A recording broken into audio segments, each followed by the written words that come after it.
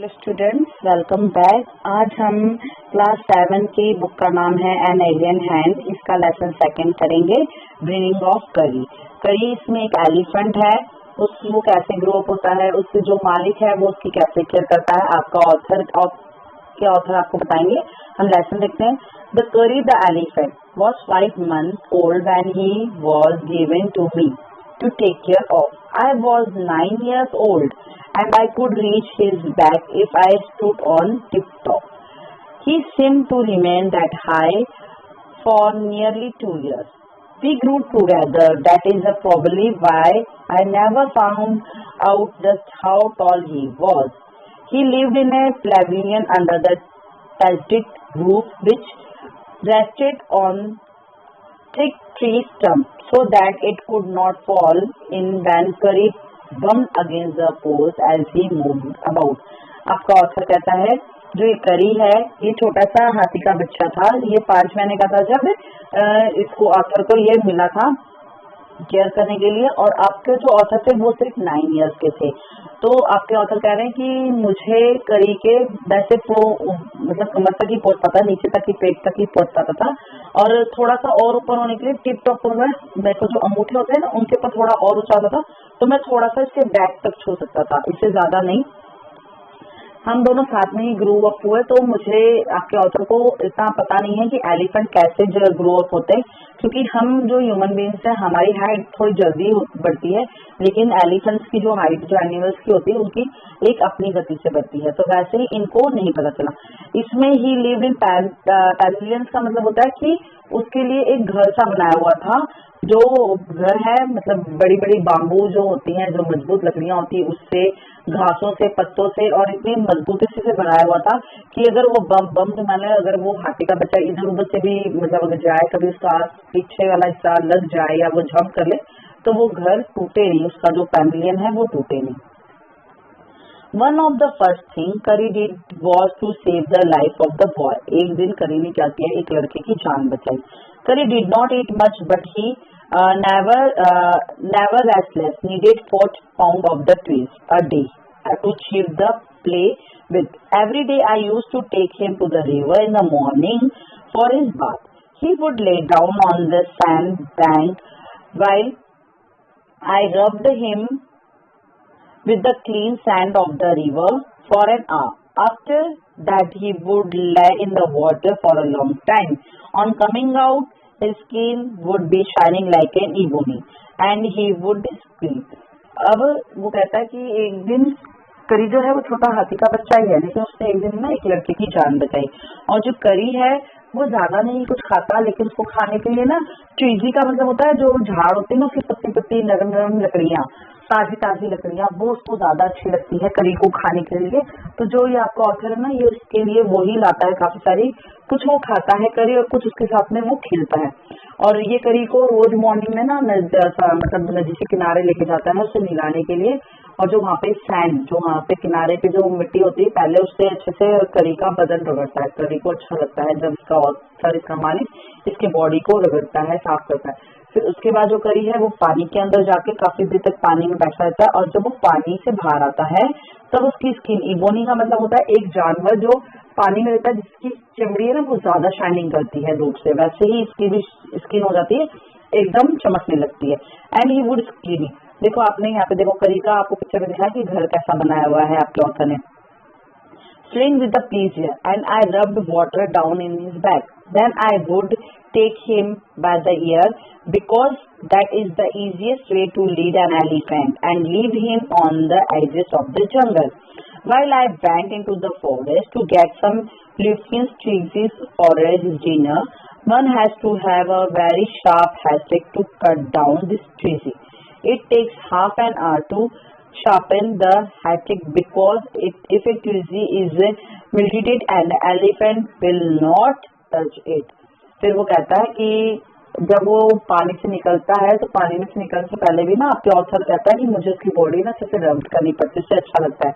तो उसके बाद वो उसको नदी के किनारे ही थोड़े से छोड़ देता है खेलने के लिए, और ऑथर जंगल के अंदर चला जाता है इसके लिए लकड़ियां इकट्ठी करने के लिए। और ऑथर कह रहा है कि ये आसान काम नहीं है, इसके लिए रोज रोज अच्छे अच्छे झाड़ों की ताजी ताजी झाड़ों की लकड़ियां काटना।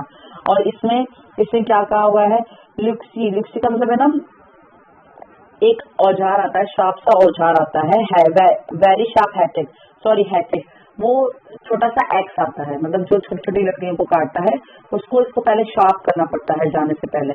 और ये कह रहा है कि मतलब अगर लकड़ियां थोड़ी सी भी टेढ़ी मेढ़ी होती है ना तो वो जो करी है वो नहीं खाता, तो उसके लिए एकदम सीधी और अच्छी और टेस्टी लकड़ियां ढूंढनी पड़ती है। ये इजी जॉब नहीं है, इसके हाथों में भी मतलब चोट लग जाती है जब ये झाड़ों पे चढ़ के इसके लिए वो तोड़ता है। It was not an easy job to get a chilli and slapping for the curry. I had to climb all kinds of trees to get the most delicate and the centric twigs. As he was very fond of the young branches of the banyan tree, which grows like a catkills of the leaves and the branches, I was gathering some. One spring day in March, when I suddenly heard Curry calling to me in the distance as he was sitting very young. The call was more like that of a baby than an elephant. I thought somebody was hurting. और ये कह रहा है करी को ना केले का जो झाड़ होता है ना उसकी भी लकड़ियां पत्ते खाना बहुत अच्छा लगता है। तो ये सारी चीजें इसके लिए आसान नहीं है, लेकिन करी के लिए ये सारे झाड़ों पे चढ़ता है, करी के लिए खाने वगैरह की तैयारी कर लेता है कि भाई इसको कभी भी किसी चीज की कमी नहीं हो। और एक दिन जब ये करी को ऐसे मिला दिला के समुद्र नदी के पास छोड़ दिया था तो मार्च का टाइम था और थोड़ी ही दूरी पे ये ऑथर गया था, उसने में इसको करी की चिल्लाने की आवाज आई। तो ये बोला हाँ ये तो करी ही है, और उसका ऐसा लगा कि करी को किसी ने मारा है, करी को कोई परेशान करा इसीलिए वो चिल्ला रहा है। Him, so I came down from my tree and ran very fast to the edges of the forest where I had left him, but he was not there. फिर जो आपका ऑथर है वो कहता है मैंने जैसे इसकी आवाज सुनी मैं झाड़ से फटाफट उतर के जंगल में से भागते हुए मतलब जंगल के उस किनारे पे गया जहाँ पर मैंने अपने करी को छोड़ रखा था, लेकिन अब करी वहाँ पे नहीं था। I looked all over but I could not found him. I went near the edges of the water and I saw a black something struggling above its surface. Then it rose higher and it was the trunk of my elephant. I thought he was drowning. I was then helpless because I could not jump into the water and save the 400 pounds of him, since he was much higher than I. But I saw his back rising above the water, and the moment he caught my eyes, he banged to triplet and struggling up to the shore.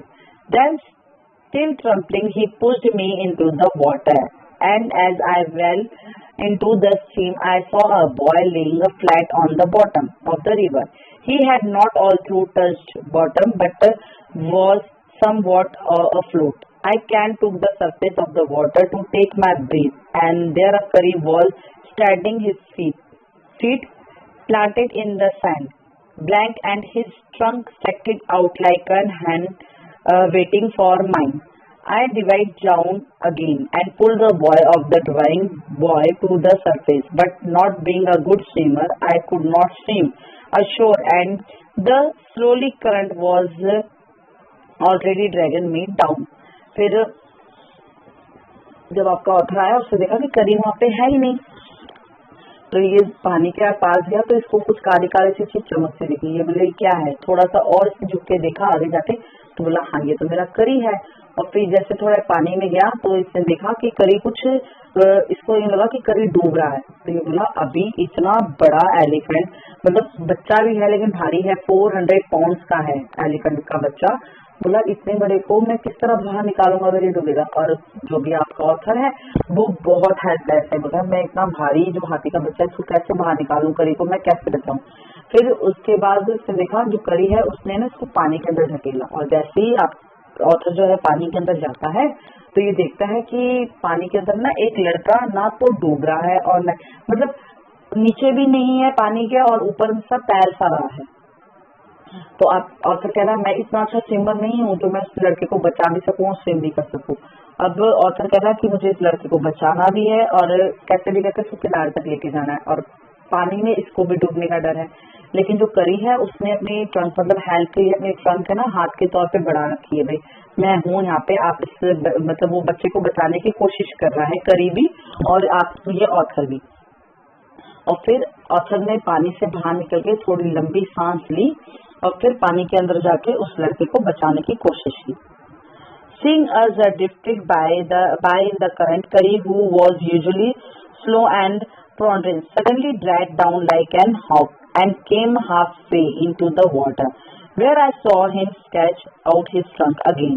I raised up my hand to catch it, and it slipped. I found myself going under the water again. फिर उसने water में सांस लेके अंदर गया और फिर उस लड़के को पकड़ा और बाहर निकालने की कोशिश की। तो फिर इसने देखा कि करीबी इनकी हेल्प कर रहा है, तो इसने मतलब इसको ये भी महसूस था कि पानी गहरा है, मैं डूब जाऊंगा और अगर मैं बाहर नहीं गया तो। ये करीब ने ना अपनी सूंड जो इसको ट्रंक जो दे रखी थी, ये ट्रंक पकड़ने की कोशिश कर रहा था, लेकिन हाथी की जो ट्रंक होती है ना एलिफेंट की, वो सिल्की सी रहती है, वो उसके हाथ में नहीं आ रही थी और कोशिश कर रहा था कि किसी तरह ये हाथ में पकड़ लूं और फिर हम बच जाएंगे, मतलब इस लड़के को हम बचा देंगे। I found my self going under the water again, और फिर को ऐसा लगा था कि वो पानी के अंदर ही डूबता जा रहा है।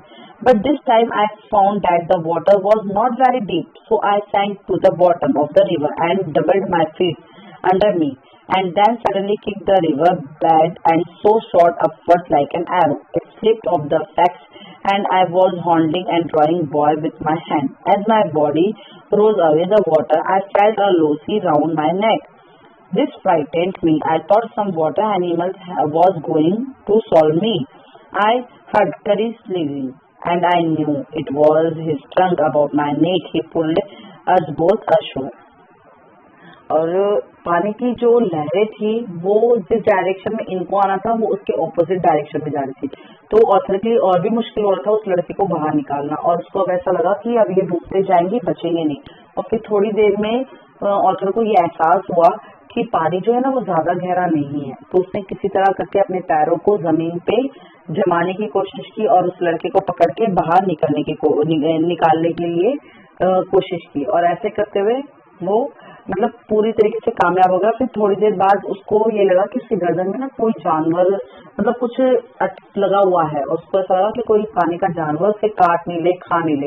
फिर थोड़ी देर में उसने ना करी की ऐसी सांस की आवाज से सुनी, तो वो बोला हाँ ये करी है। फिर करी ने अपने ट्रंक से अपने ऑथर की गर्दन पकड़ के अपनी मालिक की उन दोनों को बचाया, बाहर निकाला।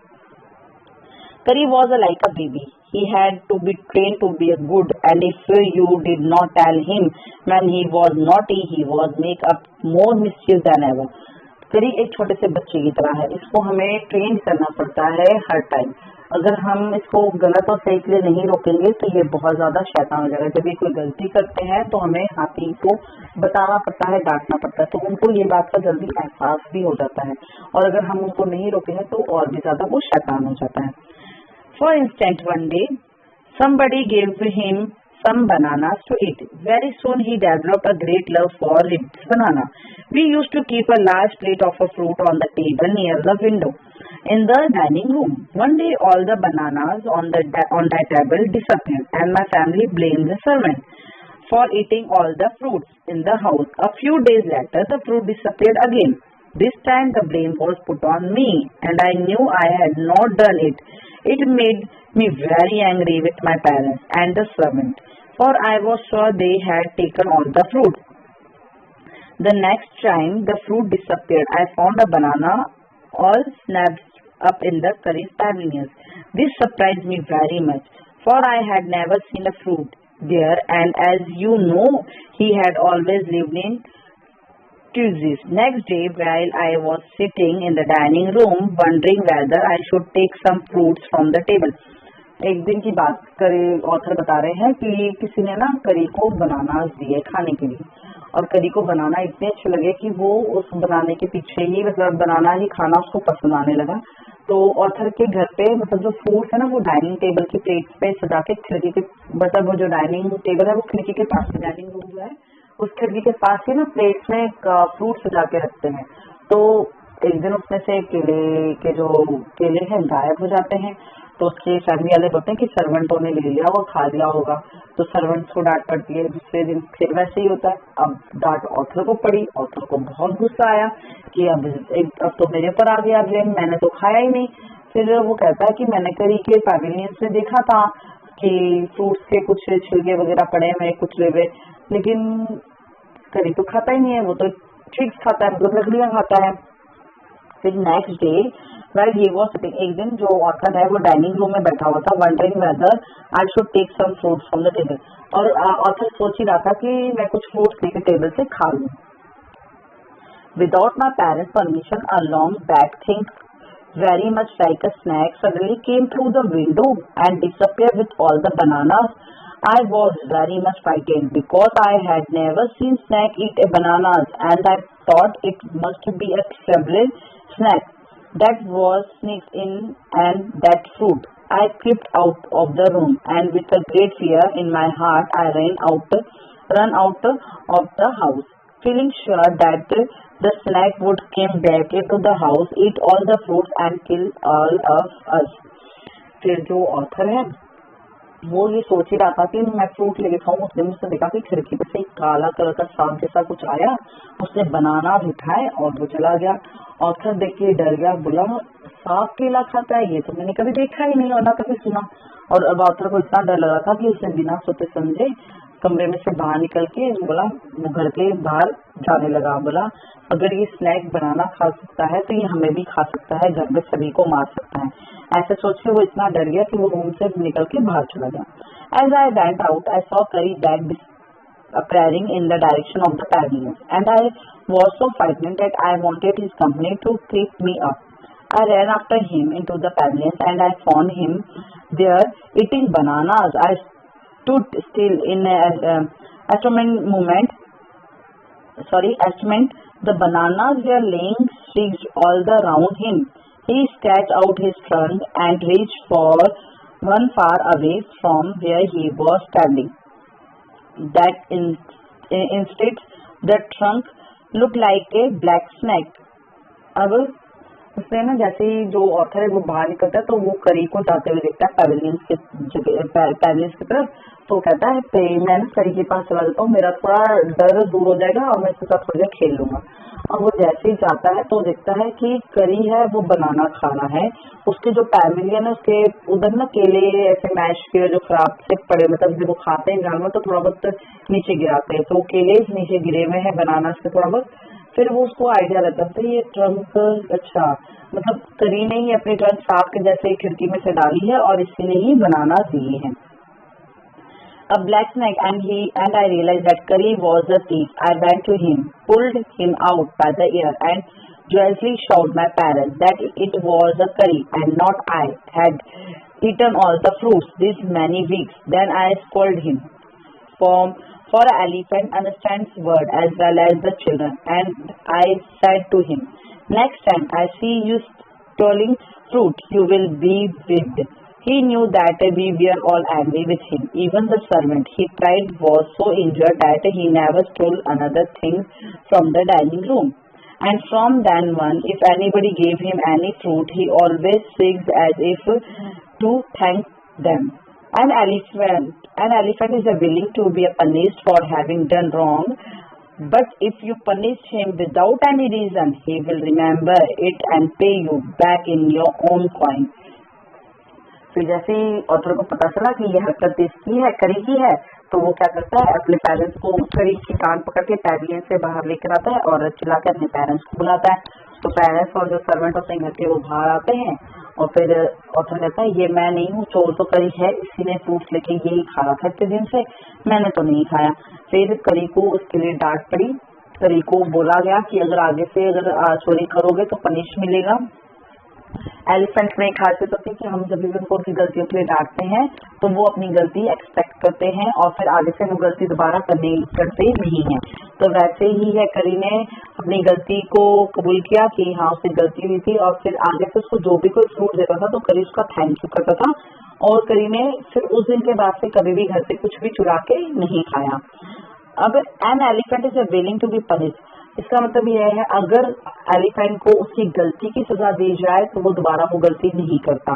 लेकिन अगर उसको बिना उनकी गलती की अगर आप सजा दोगे, डांटोगे, तो रिमेम्बर इट, तो ये ध्यान रखते हैं, एंड पे you back in your own point. इसका मतलब ये है कि अगर आप उसको बिना गलती के डांटोगे तो वो ये चीज ध्यान रखते हैं और आपकी वो गलती आपके पास रिटर्न करते हैं, मतलब आपको सबक सिखाते हैं उस चीज के लिए. An elephant must be taught with when to sit down. when to walk, when to go fast and when to go slow. You teach him these things as you teach a child. If you say dhat and pull him by the ear, he will gradually learn to sit down. Similarly, if you say mali and pull his trunk forward, he will gradually learn that it is a sign to walk. Elephant को learn सिखाना बहुत आसान है, खास कर बैठना और चलना, कब उनको जल्दी चलना है, कब उनको धीरे चलना है. इसी तरह हम जैसे हम बच्चों को टीच करते हैं ना, वैसे हम एलिफेंट को टीच कर सकते हैं. जब हम एलिफेंट का कान पकड़ते हैं और उसको कहते हैं खींचे की धत, तो उसको पता चल जाता है कि हमें बैठने के लिए बोला जा रहा है. और जब हम उनकी ट्रंक पकड़ के कहते हैं माली और आगे की तरफ चलते हैं, तो उनको ये पता चलता है कि ये जो साइन है ये चलने की है. करी लर्न माली आफ्टर 3 लेसन्स. जो करी को माली लर्न करने मतलब आगे चलने का जो लेसन था, ये पढ़ने के लिए उसको 3 लेसन्स मतलब 3-4 बार हमने सिखाया तब पता चला. But it took him 3 weeks to learn that. लेकिन धत सीखने के लिए उसको 3 वीक लगे. He was no good at sitting down. And do you know why an elephant should be taught to sit down? Because he grows taller and taller than you who take care of him, so that when he is 2 or 3 years old, you can only reach his back with a ladder. It is therefore better to teach him to sit down by saying a dhat, so that you can climb up upon his back, for who would want to carry a ladder around all the time. जो करी है उसे धत जो है, बैठना जो है, वो 3 हफ्तों में सीखा था. आपको पता है कि हम हाथियों को बिठाना क्यों सिखाते हैं? क्योंकि हाथी जो है वो बच्चा ही बड़ा होता है, हम सिर्फ उसके बैक कटाते हैं. तो हमें उस हाथी के ऊपर चढ़ने के लिए सीढ़ी का यूज करना पड़ता है, लैडर यानी सीढ़ी का यूज करना पड़ता है. इसीलिए हमें, और जो एलिफेंट है वो बहुत बड़े ग्रो अप होते हैं, तो बहुत बड़े हो जाते हैं, इसके लिए हमें उनको धत सिखाना पड़ता है, बैठना सिखाना पड़ता है. ये हमारे लिए इजी होता है. अगर हाथी बैठ जाता है तो हम उसको हिलाना झुलाना, उसके ऊपर बैठना अच्छे से कर सकते हैं. हर जगह साथ में सीढ़ी लेके जाना आसान काम नहीं है. The most difficult thing to teach an elephant is the master call. He generally takes 5 years to learn it properly. The master call is a stranger whistling, horsing sound as if a snake and a tiger were fighting each other. And you have to make that kind of noise in his ear. And do you know what you expect an elephant to do when you give him a master call? If you are lost in the jungle and there is no way out and everything is a black, expect the stars above you dare not stay very long anywhere. The only thing to do then is to give the master call, and at once the elephant pulls down the tree in the front of him with his trunk. This frightens all the animals away as the tree comes crashing down. Monkeys awake from their sleep and run from the branches to branches. हमें elephant कहते हैं. Author कह रहा है कि elephant को जो करी है इसको मास्टर कॉल सिखाना बहुत ज्यादा मुश्किल था. और आपको पता है हाथियों को मास्टर कॉल क्यों सिखाना पड़ता है, और ये मास्टर कॉल कैसा होता है? मतलब स्नैक की जैसे आवाज होती है, और जैसे शेर जब गुस्से में होता है तो कैसे भागता है, इन दोनों की कॉम्बिनेशन में होती है ये साउंड. और ये साउंड हमें हमेशा उनके कानों में बोल के उन्हें ट्रेन करना रहता है. ये हम इसीलिए ट्रेन करते हैं. ऑथर कह रहा है मास्टर कॉल के लिए. आपको पता है क्यों ट्रेन किया जाता है? क्योंकि जब भी अगर हम किसी परेशानी में जंगल में रात के टाइम पे घूम हो जाते हैं, सपोज करो रात का टाइम है और हम घनेरे जंगल में घूम हो गए, हमें कोई रास्ता नहीं मिल रहा और तारों के अलावा कुछ भी नहीं है, तो उस समय हम जब ये कॉल से एलिफेंट को बुलाएंगे तो वो जो एलिफेंट है जितने भी जंगल में झाड़ है उसको अपनी पंख से गिरा के और उस जंगल में रास्ता बनाता है. इस कॉल से जब ये हाथी कॉल सुनता है मास्टर कॉल, फिर हाथी कंट्रोल में नहीं आता किसी के भी सिवा अपने मास्टर से.